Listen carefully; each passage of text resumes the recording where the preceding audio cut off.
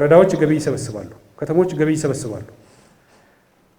ዛሬ ጠዋት የተሰበሰበው ማታ ይወጣል፣ ወይም ትናንት የተሰበሰበው ገቢ ዛሬ ይወጣል። ለመደበኛ ወጪ ማለት ነው። ለመስተንግዶ፣ ለነዳጅ፣ ለአበል፣ ለመኪና ጥገና። ቅድም የምትሉት መድኃኒት አይገዛም። ቅድም መናነሳቸው የልማት ስራዎች አይሰሩም። የመንግስት ግዴታ ወጪ እንኳን ደሞዝ እጥረት ሲገጥመን ደሞዝ ወጪ እንኳን 10% 20% አይሸፍንም።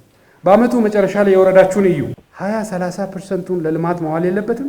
20-30%ቱን ለደሞዝ መዋል የለበትም። ስለዚህ ይሄ ገቢ አስተዳደር ገቢ የሚሰበሰብበትና የሚተዳደርበትን ጥቅም ላይ የሚውልበትን አሰራር ስርዓት እናበጃለን። በመመሪያ ገቢው ለእናንተው ነው፣ ለወረዳው ነው፣ ለከተማው ነው። እኛ ከዛ 5 ሳንቲም የምንወስደው የለም።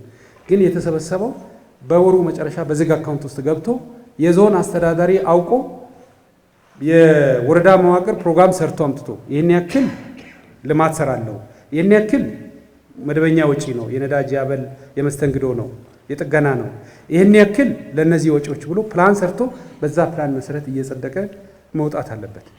ይሄ ካልሆነ ትክክል አይደለም። ይሄ በዚህ እናርማልና በዛ ብንሄድበት ጥሩ ነው።